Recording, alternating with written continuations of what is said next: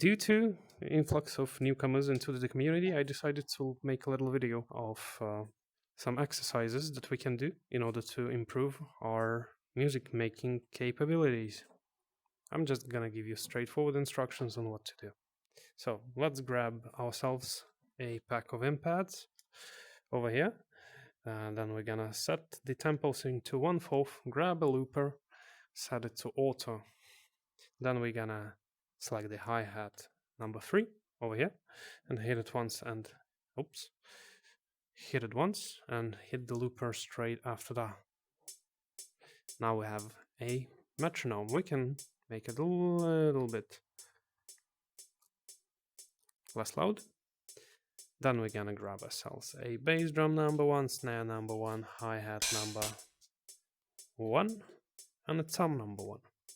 Just because those are kind of good, and developers kindly placed the best samples in the number 1 category. Then we're gonna set the tempo sync to 1/16, make red drum a little bit bigger, and arrange a triangle out of those 3 drums, like so. And what we're gonna do is play the simplest drum loop that we can ever create. 1, 2, 3, 4. 1, 2, 3, 4. 1, 2, 3, 4. We count along to the metronome and we hit the kick on 1 with our left hand. Then with the right one, together with the metronome once again on each beat, we're gonna hit first the steel hi-hat. Then we're gonna hit the snare, then again the hi-hat, and then goes the kick, the bass. So it goes like this. 1, 2, 3, 4. 1, 2, 3, 4. 1, 2, 3, 4. 1, 2, 3, 4. 1, 2, 3. It's a little bit tricky. At first you will probably fail. Go like, whoa, how? Then try again. Try to align yourself with the metronome because you might miss it at first, but keep playing.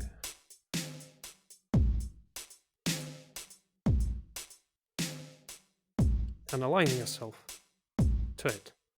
Keep playing with the metronome. Do it for a minute or so.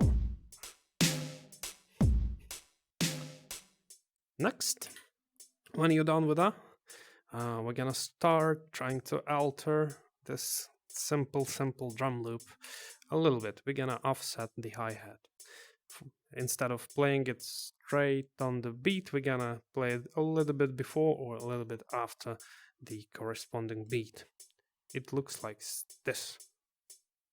1, 2, 3, 4.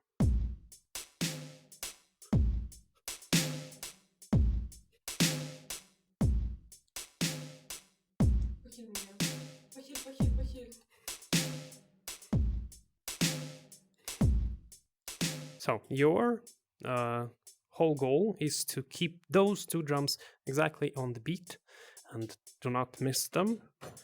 And if you miss those 2 drums, then the whole exercise, the whole drum loop becomes a little bit wonky because those 2 drums are the anchor for our ear that we hear the most, understand the most. And if those drums drift away, then we suddenly are out of sync with the whole melody. Meanwhile, the hi-hat is a little bit of a helper in this regard. I don't know how to say that, but we can just do whatever we want with the hi-hat and the drum loop will still be coherent, right? Let's try again.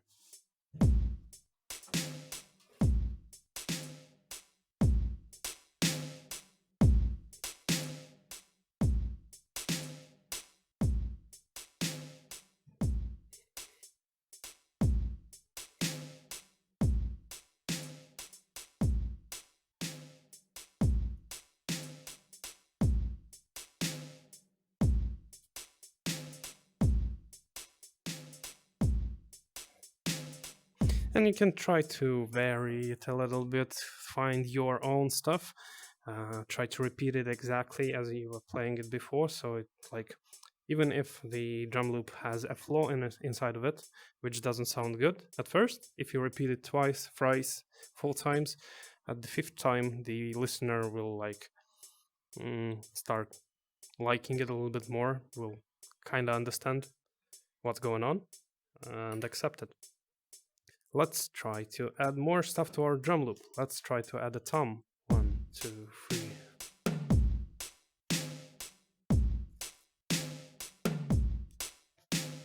Yeah, that sounds kind of good. We can play it every other bar, and that will add a little bit of variety to our beat already. And then we can also add the shifting of the beats to the whole drum loop, and then we have a pretty decent drum loop that we can jam to. Okay, let's try that.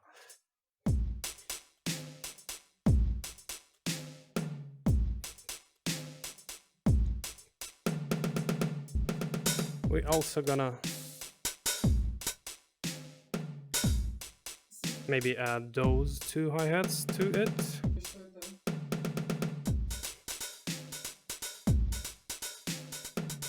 We're gonna add a car door also on top. Okay, after that we're gonna grab ourselves a board, maybe also hide our drumsticks so they don't get in the way. And then we're gonna pick 4 numbers between 1 and 6. For example, 1, 6, 3, 2. Basically, we're gonna play our sequence, playing each note for 4 beats. We count along to our metronome once again. 1, 2, 3, 4, 1, 2, 3, 4, and we play 1, 6, that's the 6. So 1, 2, 3, 4, 5, 6, right? After that it goes 3 and 2. 1, 2, 3, 4, 1, 2, 3, 4, 1, 2, 3, 4, 1, 2, 3, 4, 1, 2, 3, 4, 1, 2, 3, 4, 1, 2, 3, 4, 1, 2, 3, 4. Whatever is your sequence, you play that. Just keep notes for 4 bars, for 4 beats, I mean. And then we're gonna record that. Just wait for the drums to go full circle. 1, 2, 3, 4, 1, 2, 3, 4, 1, 2, 3, 4, 1, 2, 3, 4, and keep record.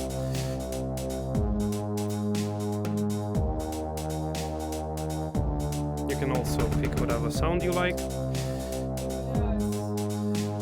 And after that, we're gonna add the same sequence, but we're gonna shift the number 1 from here to here. We're gonna shift it 2 rows up. So that's our 1, that's our 6, that's our 3, that's our 2. Let's play it again.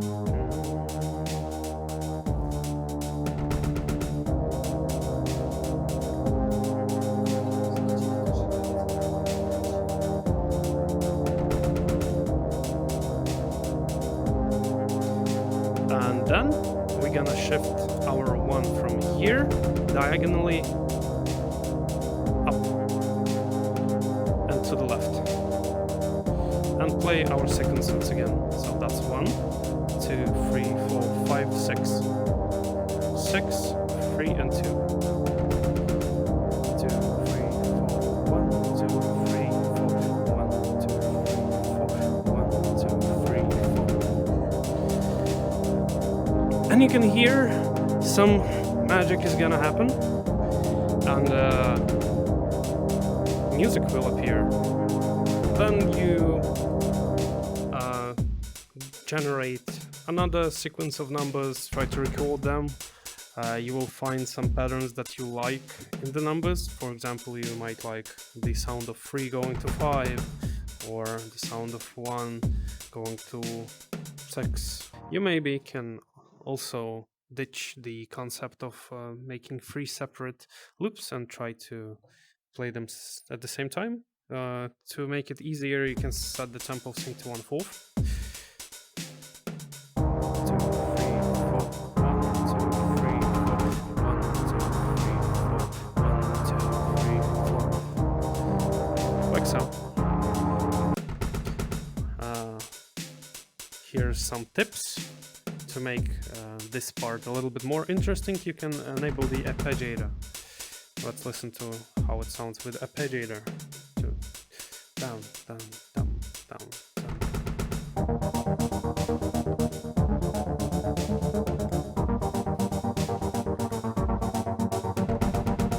Experiment. Try different things.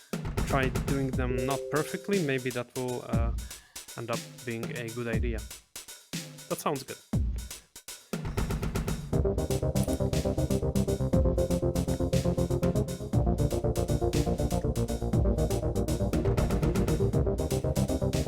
Like so.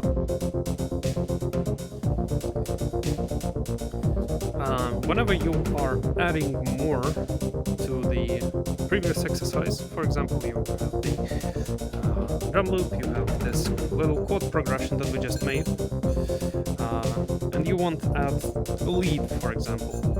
You gotta keep in mind which number did you play when you were making a chord progression.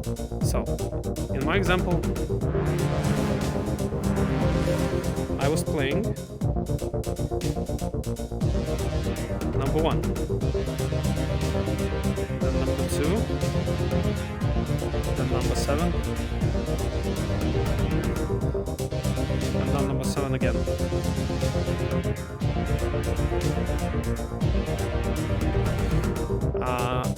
Whenever I will be playing the melody on top, I want to try to align those numbers at the time when I was keeping the chord. So, for example,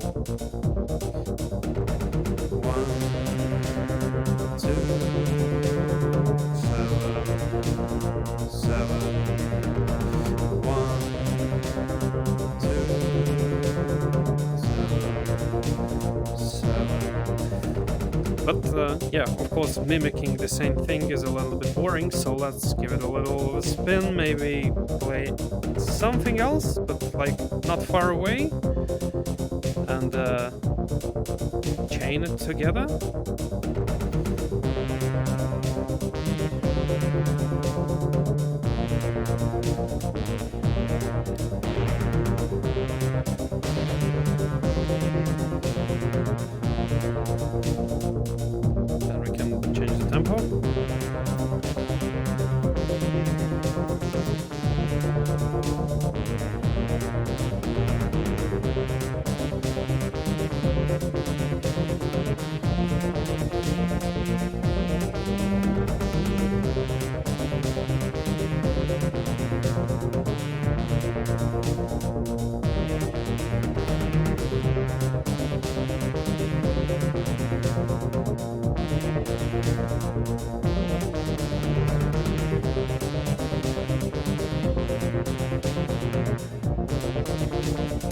Yeah, you keep repeating those numbers 1, 2, 7, 7, and just try to play around them, try to return to them before you move on to the number that is after that.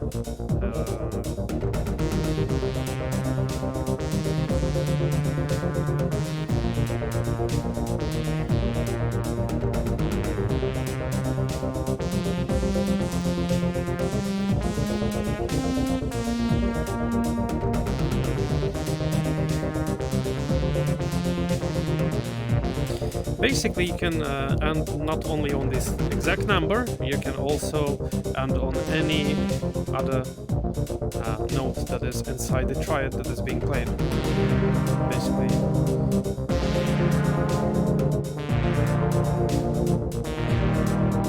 Do you remember that the triad moved a little? So we can, for the last chord, end on those notes as well. So let's try that.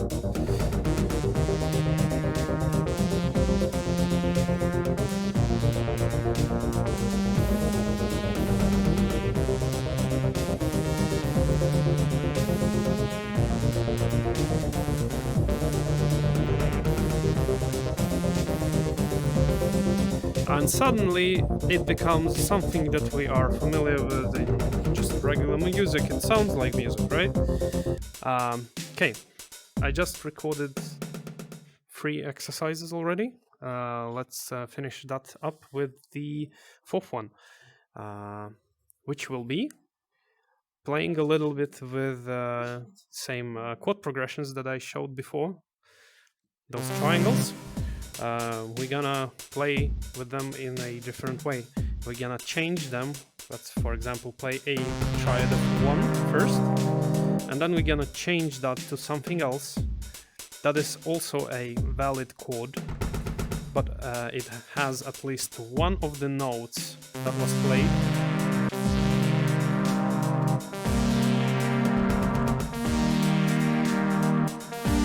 So we actually have a set number of different ways you can play the triad. So those are this one, and this one. Basically a diagonal line, triangle, and the triangle upside down. So we can play those 3 shapes whenever we feel like it, and the next shape gonna intersect with the previous one in one place or the other, wherever you feel like it. And you just gotta switch the chords between. Again,